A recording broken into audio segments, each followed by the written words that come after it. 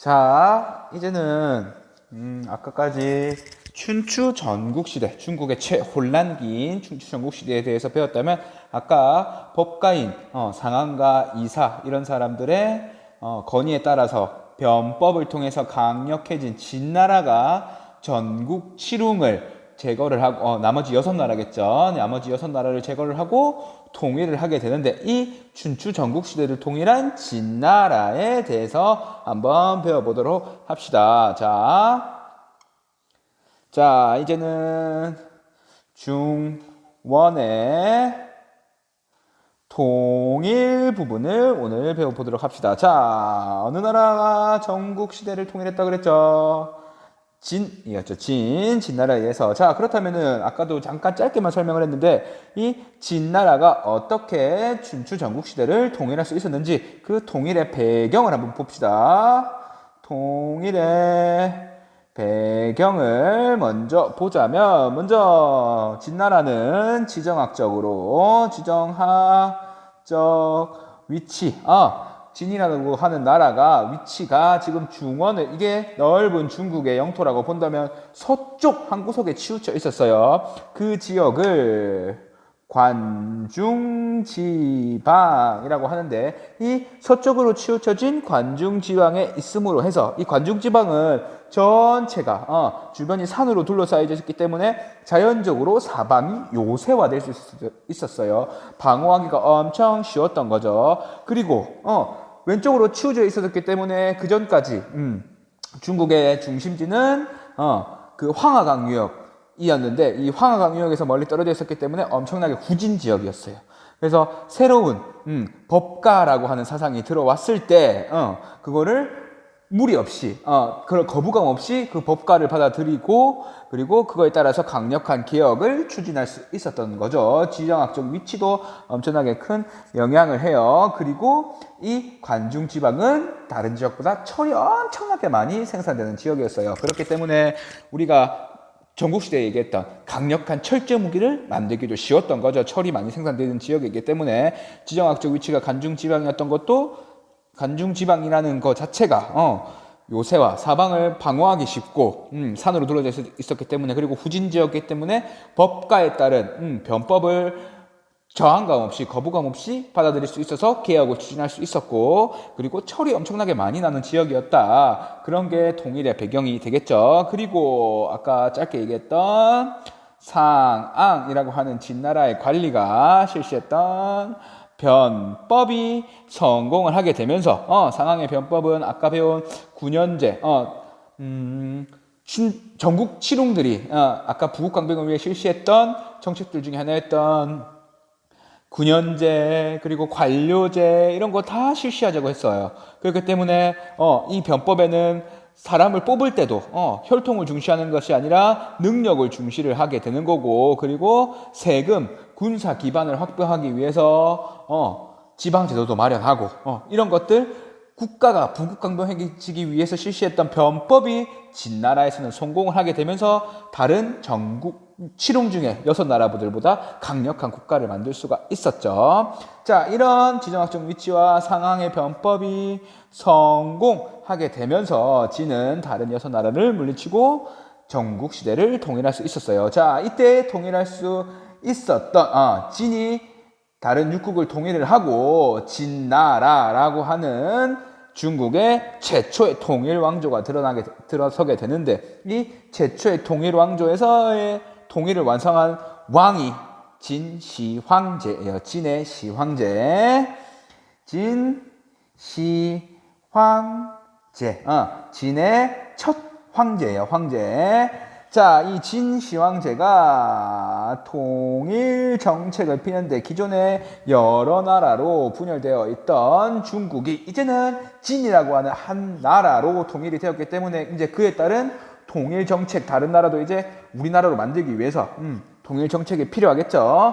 먼저 황제가 강력한 힘으로 황제가 강력한 기둥으로 나라 집을 버티고 있으면 집이 무너지지 않겠죠. 그렇기 때문에 진시 황제는 황제권을 엄청나게 강화를 시켜요. 그래서 이름도 황제, 그전에는 왕, 다른 데서는 왕을 부르는 최고 지배자를 이르는 명칭이 지역마다 달랐는데 이제는 황제, 나는 왕보다 더 높다, 제후 왕들보다 더 높은 사람들이다 라고 하면서 황제라고 하는 칭호를 처음 쓰게 됩니다. 세상에서 오직 유일하게 군림하는, 자신을 부각시키고 그러기 위해서 이전까지 쓰던 왕에서 이제는 황제라는 명칭을 쓰게 됩니다. 그리고 각 지역마다 전국시대, 춘추시대 각 지역마다 달랐던 도량형, 이런 도량형, 이게 뭐냐면 단위예요. 단위. 도는 길이를 재는 단위, 양은 부피를 재는 단위, 형은 무게를 재는 단위가 다 달랐어요. 나라마다. 그런데 하나가 나라로, 진이란 나라로 통일이 됐는데 그렇게 단위가 다르면은 거래하기가 너무 힘들겠죠. 그렇기 때문에 이런 도량형을 진에서는 이제는 통일 왕조에 맞게 싹 다 통일을 하고, 그리고 각지에 달랐던 화폐도 통일을 하게 됩니다. 화폐 같은 경우에는 진나라는 발량전이라고 하는 화폐로 통일을 하게 되고, 그리고 각 지역마다 달랐던 문자도 통일을 시키게 됩니다. 소전체라고 하는 문자도 통일을 하게 되면서 이제는 모든 진에 있는 영토에 있는 사람들은 같은 도량형을 쓰고 같은 화폐, 같은 문자를 쓰는 진짜 하나의 통일 왕조가 등장을 하게 되죠. 그리고 도로망을 신축을 하게 됩니다. 이제는 만약에 각지에서 반란이 일어나면은 뚫려져 있던 다듬었던 도로망을 바탕으로 군사를 신속하게 보내면서 지방을 빠른 시일 내에 통제를 할 수 있고, 이 도로망은 군사적으로도 이렇게 활용될 수 있을 뿐만 아니라 경제적으로도 상인들이 이 도로망을 이용을 하게 되면서 상업도 엄청나게 발전을 하게 되죠. 그리고 지방을 통제를 하기 위해 군현제를 실시하게 됩니다. 이전까지 봉건제 하에서 각 지방에 자신의 혈연이나 군신들을 파견을 보내서 그 지역의 파견이 아니라 봉토를 지급을 해주고 제후왕으로 임명해서 세금 바치고 군사력 바쳐라, 이렇게 하지 않고 이제는 자신이 임명할 수 있고 자신이 제거하고 그 관직을 뺏을 수 있는 그런 관리들을 각 지역의 군현에, 군이라고 하는 지역, 현이라고 하는 지역에 파견을 해서 거기서 이제 왕의 명령이 군현에 있는 지방관들에게, 관리들에게 직접 전달이 되고, 이 지방관이 왕의 명령을 그대로 지방에 실시를 할 수 있게 됩니다. 자, 그리고 아까는 춘추 전국시대에는 각 지역의 부국강병을 위해서 제자백가라고 하는 여러 사상이 있었던 시대가 춘추 전국시대라고 했죠. 근데 진은 이제 그런 게 마음에 안 들어요. 이제는 각 지역에서 있던 사상, 이제는 하나로 통일시켜버릴 거예요. 황제가 통제할 수 있는 하나의 학문으로 통제를 하겠다. 어떤 사상? 법가로 통제를 하겠다라고 하면서 분서갱유를 실시해요. 분, 태워버리는 거예요. 책을. 어떤 책? 종교, 특히 유가 관련된 서적, 이런 것들을 다 태워버리고, 그리고 갱은 묻을 갱이거든요. 유생들, 유가 공부한 유생들도 싹 다 묻어버리면서 이제는 유가 이런 거 하지 마. 이제는 법가로 모든 학문을 통합시켜버리고 국가가 관리할 수 있는 학문으로 만들겠다라고 하는 분서갱유를 실시를 해요. 뭐든지 이런 것들이 중원에서의 진이 전국 시대를 통일을 하고 실시했던 통일 정책들이에요. 자, 그런데 이 시황제는 곧 이런 강력한 정치를 하지만 시황제가 세운 진나라는 곧 멸망을 하고 말아요. 어떻게 되냐면, 자, 진은 자신의 권위를 높이기 위해서 대규모의 토목 사업을 실시해요. 대규모의 토목 사업을, 대규모 공사라고 보면 되죠. 토목 사업을 벌이기 시작해. 우리가 알고 있는 만리장성. 근데 만리장성, 지금 우리가 중국에 가면 볼 수 있는 그 만리장성은 이 진나라 때 만들어진 거다? 아니다. 이 진나라 때 만들어진 만리장성은 아직까지는 토성이었다. 이거는 지금 우리가 보고 있는 만리장성은 명나라, 청나라 때 다 새로 만들어진 것이다 라는 거죠. 그리고 자신의 궁정인 아방궁, 자신이 죽을 무덤인 여산릉, 이런 대규모 공사를 하는데 백성들을 엄청나게 동원을 해요.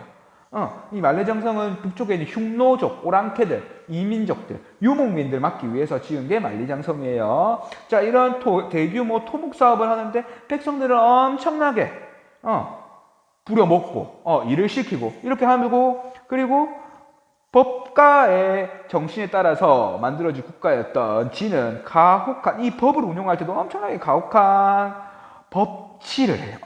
법으로서 통치를 하는데 엄청나게 가혹해. 애누리 없어. 무조건 안 봐줘. 무조건 왕의 명령 듣지 않으면 목을 쳐버려. 자, 그래서 이 만리장성 아방궁 여산릉을 지을 때 백성들이 갈 때도 이 법이 가혹하게 되어 있으니까 안 가면 죽는 거니까 무조건 갈 수밖에 없어. 그러니까 엄청난 백성들이 원성이 컸던 거죠. 그래서 각지에서 이제 못 살겠다. 법치 너무 가혹하다. 가서 토목공사 가서 일하는 거 너무 힘들다. 라고 하면서 각지에서 농민반란이 일어나는데 그 대표적인 농민반란이 이거 중요하니까 잠시만요. 이거는 좀 잘 지우고 진승 오광의 난이라고 하는, 진승과 오광이 이렇게 난인데 이게 뭐냐면 진승이랑 오광이란 사람이 북방 수비를 위해서 징발된 농민들을 이끌고 북쪽에 흉노족을 막기 위해서 백성들을 이끌고 이렇게 데리고 가는 사람들이었어요. 근데 이 북쪽으로 가고 있는 상황에서 늦었어. 어떤 일이 있어서 늦었어. 근데 지금 진은 가혹한 법치에 따라서 그 일정 기한을 맞추지 못하면 죽어. 목이 달아다. 그렇기 때문에 지금 늦었기 때문에 가도 죽고 안 가면 또 법을 어기기 때문에 또 죽어. 가도 죽고 안 가도 죽을 바에 이 진승 오광은 그 900명의 같이 가던 사람들이 이끌고 반란을 일으켜. 대표적인 이 진나라 말기의 반란인데 이 각지에서 일어난 반란들이 엄청나게 많았어요. 진승 오광의 등 농민 반란이 각지에서 일어나요. 왜냐하면 대규모 토목 상황이다. 이런 가혹한 법치에 따라서. 자, 그래서 이런 진승 오광의 난이 엄청나게 중요한데 왜 중요하냐면 최초로 통일 왕조에서 일어난 최초의 농민 반란이기 때문에. 그래서 진승 오광의 난이 중요하다. 지금 중요한 건 진나라의 통일 정책과 진승 오광의 난도 중요하고, 자, 그리고 쇠퇴하게 된 이런 배경들도 좀 중요하겠죠. 자, 그래서 우리가 알고 있는 각지의 농민 반란을 이끌던 사람이 대표적으로 항우, 유방 같은 사람인데, 항우, 유방에서 많이 들어봤죠. 나중에 나오는 진이 곧 멸망을 하고 항우는 초나라를 세우게 되고 유방은 한이라고 나라를 세우게 되면서 어디서 들어본 것 같죠? 초한지의 두 주인공, 초나라와 한나라를 세운 항우와 유방이 이 진이 멸망한 이후에 다음 중원을 차지하기 위해 빡터지게 싸우게 되죠. 그래서 최후의 승자는 누구? 유방이죠. 한나라를 세운 유방. 이 유방이 한나라를 건국하게 되면서 진은 멸망 후에 그 다음 왕조인 한이 등장을 하게 됩니다. 자, 일단 진은 여기까지 진의 통일 배경들 알아봤고, 그런 다음에 이 중원을 통일한 진시황제가 다른 이제 넓어진 중원을 통치하기 위해서 실시했던 통일 정책들, 진이 약 7년 정도까지밖에 가지 못하는데 이러한 짧은 시기에 멸망할 수밖에 없었던 그런 배경들, 대규모 토목 사업이나 가혹한 법치 이런 것들로 직접적인 계기인 진승 오광의 난으로 진이 멸망하게 되는 전체적인 과정을 배웠습니다. 자, 이제는 이 유방이 세운 한에 대해서 한번 배워보도록 합시다. 이거 빠르게 지우고 할게요. 빠르게 지우고. 자, 이제는 진이 아니죠. 그 밑에 바로 적으면 되겠습니다. 한이라고 하는 나라에 대해서 한번 배워보도록 하겠습니다. 먼저 한은 아까 유방 한을 세운 한 고조 먼저 보도록 합시다. 한 고조 유방이죠. 유방. 자, 이제는 진이 멸망을 하고 새로 세운 나라 한이기 때문에 백성들은 이제는 조금은 편할 수 있지 않을까라는 기대를 하고 있었겠죠. 진이 너무 가혹한 법치를 했기 때문에, 그리고 너무 대규모 토목사업에 사람들을 동원했기 때문에. 자, 그건 고조도 백성들에게 휴식을 주고 안정을 주기 위해서 유민 안정책들을 피게 됩니다. 대표적으로 백성들이 먹고 살 수 있게 토지도 분배하고 그리고 이제는 법치 좀 완화할게 하면서 법치도 완화하면서 자 항고조 유방은 진해에서 이제 너무 힘들게 사는 백성들을 이제는 좀 안정시켜 주겠다라고 하는 정책도 피게 됩니다. 그리고 이제는 군현제 앞에 진이 실시했던 군현제 이게 너무 군현제를 실시했기 때문에 그 반대 세력이 있었다. 군현제 왕이 너무 모든 권력을 왕이 가지려고만 했기 때문에 반대 세력이 있었다. 나 같은 사람이 생겨났다고 해서 군현제를 실시하지 않고 군국제라는 걸 실시를 하게 됩니다. 군국제가 뭐냐? 군국제는 쉽게 말해서 봉건제와 군현제를 합쳤다고 보면 돼요. 군국제. 자, 예를 들면 여기 한의 수도 장안이라고 있어요. 자, 그래서 이 장안은 직접 왕이 통치를 하겠죠. 자, 그리고 이 장안의 주변 지역은, 가까운 지역은 유방의 혈족들, 가족들에게 지급을 봉토로, 봉건제로 지급을 하고 너희들 여기 다스려 봉건제 실시할 거니까 너희들 여기 제후왕으로 임명할 거니까 여기를 다스려 라고 하는 봉건제를 실시를 하고 장안에서 먼 중원의 넓은 지역은 한 고조 유방이 통일할 당시에 그의 도움을 주었던 최공신들 이들에게 지급을 한 거죠. 제후왕 임명을 하고 이들에게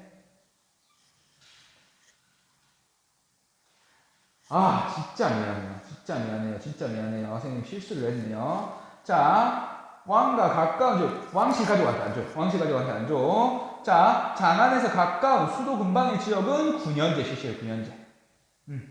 군현제 실시해요. 바로 내 관리 임명해요. 왕이 생사 여탈권을 쥐고 있는 관리들에게 바로 임명하는 군인제 실시예요. 그리고 수도 장안에서 먼 지역 여기를 공신들에게 봉토로 줘요. 여기를 봉건제를 실시해요. 봉건제 한신, 번쾌 이런 사람들. 자, 수도에서 가까운 지역은 군현제, 수도에서 먼 지역은 봉건제를 실시했던 게 농공행상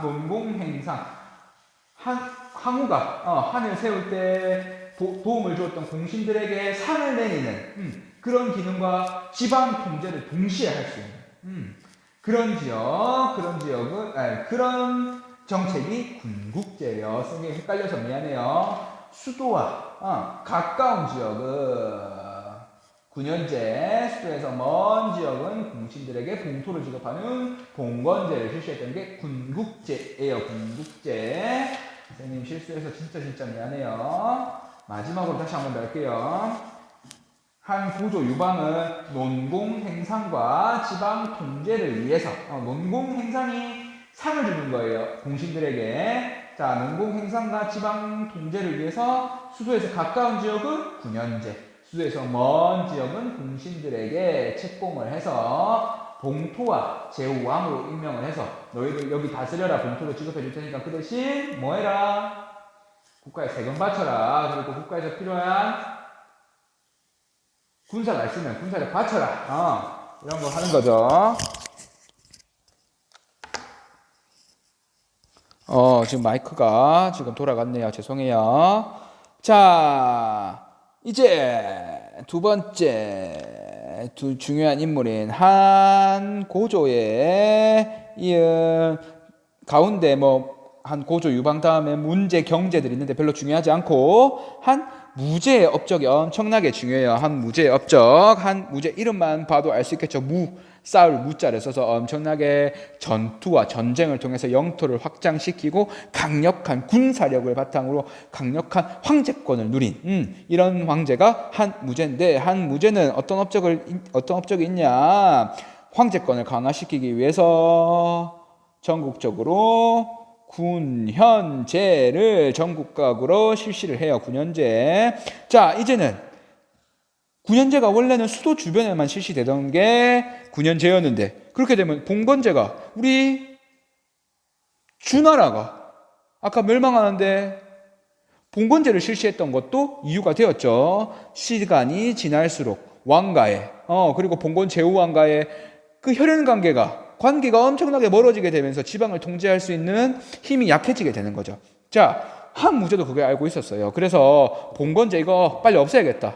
거기에 내가 파견할 수 있는 관리로 파견시켜야지 라고 하면서 이제는 전국적인 군연제를 실시하게 되는데 어떤 방법을 썼냐면 이 봉건제 실시할 때 자, 모든 땅을 여기 아버지가 있다면 여기에 봉토를 받은 아버지가 있다고 하면은 원래는 이 첫째 아들에게 그대로 땅을 이어줘야 그 봉토가 똑같겠죠. 아버지가 갖고 있던 봉토나 아들이 갖고 있던 땅이나. 그런데 이제 그렇게 못하게 해요. 한 무제는 모든 아들들에게 땅을 똑같이 나누어 줘라라고 하면 궁극적으로 가면은 이 아버지가 갖고 있는 땅이 1이라면 이 아들들이 갖고 있는 건 0.5가 되겠고 그 아들이 가질 땅은 0.25 점점 작아지겠죠. 자, 그렇게 되면서 제후왕의 힘을 조금씩 깎아내면서 이제는 결국에는 없어지게 만들고 거기에 군연을 설치시켜 버리게 되는 거죠. 왕이 직접 통치할 수 있는 군연을. 자, 그리고 전국적으로 군연들을 실시시킨 다음에 이제는 동중서라고 하는 사람의 건의를 받아서 이제는 유교를 통치 이념으로 삼아서 이제 정치 제도나 지방 제도 이런 것들 다 유교적으로 바꾸기 시작해요. 유교에서 제일 중요한 개념 뭐라고? 임금에 대한 충성, 부모에 대한 효도 이런 이념들 강조하게 되면서 자연스럽게 모든 권력을 누구에게? 황제에게 집중시키게 되면서 중앙 집권을 강화시키게 되는 거죠. 그런 다음에 이제 대내적으로 이런 정책들을 실시했다면 대외적으로는 주변, 그 전까지 진나라 때도 계속해서 괴롭혔던 주변에 흉노족, 북쪽에 있던 흉노족을 공격을 해서 이제 흉노족이 정벌이 되고, 그리고 남쪽으로는 베트남인 남비엣, 그리고 동쪽으로 고조선 공격해서 남쪽으로는 남월구군, 우리 고조선 지역에는 한사군, 거기서 군이 바로 한나라의 지방제도인 군현제 군이에요. 군.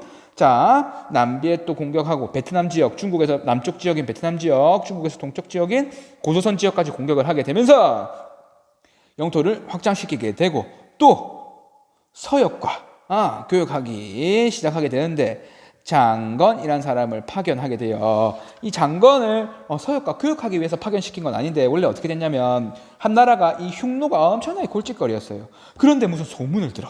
자, 우리나라 저 서쪽 끝에 대월지라고 하는 나라가 있다고 들었어. 한 무제가 대월지가 있는데 대월지가 흉노의 공격에 의해서 지금 흉노가 대월지 왕의 해골을 술잔으로 쓰고 있다라는 소문을 들어서 대월지가 흉노를 엄청나게 싫어하고 이를 부득부득 갈고 있다라는 걸 듣게 됐어. 자, 그러면 우리가 흉노 공격할 건데 대월지 쟤들도 포섭을 해가지고 같이 공격하면 우리가 좀 더 이기지 않을까라고 해서 장건이라는 사람을 대월지라고 하는 서쪽에 있는 대월지라고 하는 파견을 보내서 같이 흉노 공격하자 이렇게 보낸 게 장건이에요. 그런데 장건은 실패를 하게 되죠. 대월지는 거기에 응하지 않고 가지 않게 되면서 장건의 파견이 실패가 되지만 이 본래 목적은 대월지를 포섭을 해서 같이 흉노를 공격하자는 본래 목적은 실패를 했지만 장건이 갔던 길을 통해서 서역과 중국이 직접 교역을 하게 되는 우리가 알고 있는 비단길을 열게 되는 직접적인 계기가 됐던 게 장건의 서역 파견이에요. 서역 파견. 자, 그리고 이런 흉노 정벌과 남비의 고조선 정복 그리고 장건 이런 사람들 파견하려면 뭐가 들어? 우리 무슨 사업하거나 전쟁 나가려면 뭐가 들어? 돈이 들죠. 돈.